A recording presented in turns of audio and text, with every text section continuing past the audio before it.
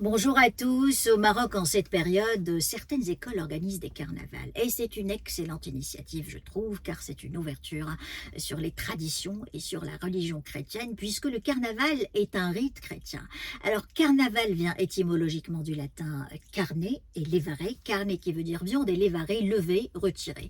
Donc, c'est la période où on s'apprête à retirer la viande, à manger maigre. C'est la période où on se prépare au carême, c'est le jeûne dans la tradition chrétienne. Et le carnaval, la période des carnavals commence le jour de l'épiphanie et dure jusqu'à Mardi Gras, qui est l'apothéose de cette période. Et donc, ce sont des moments propices à l'opulence, à la réjouissance, on se fait plaisir, on mange bien, on se déguise pour se préparer à la rigueur du carême, du jeûne, où on est privé de toutes les viandes et de tout ce qui est dérivé de la viande.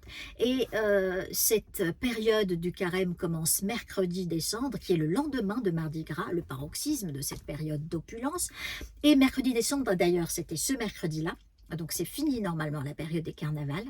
Donc mercredi, début du carême, les prêtres ont l'habitude de dessiner une croix de cendre sur les fronts des fidèles en prononçant cette phrase de la jeunesse: tu es poussière et tu reviendras à la poussière. Et la ritualisation des cendres a aussi son origine de l'Ancien Testament, des livres de Jonas et de Daniel. Donc c'est un appel à la contrition, à la repentance et un rappel que la vie est tellement éphémère et que la mort est là, qu'elle est inéluctable, qu'elle nous guette et qu'il ne faut jamais l'oublier.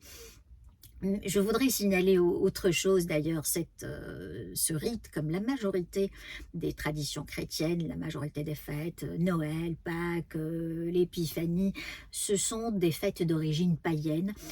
Les Romains et les Grecs rendaient hommage en cette période à Bacchus et à Dionysos. C'était des fêtes dionysiaques, c'était des périodes de Saturnales où on inversait les rôles, le maître devenait esclave, l'esclave devenait maître, on se faisait plaisir, on se déguisait, on se grimait,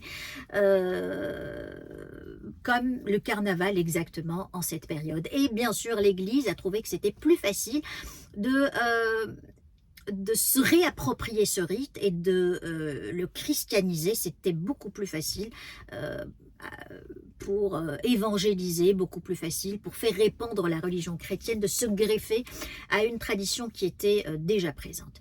Donc voilà, bon carême à tous.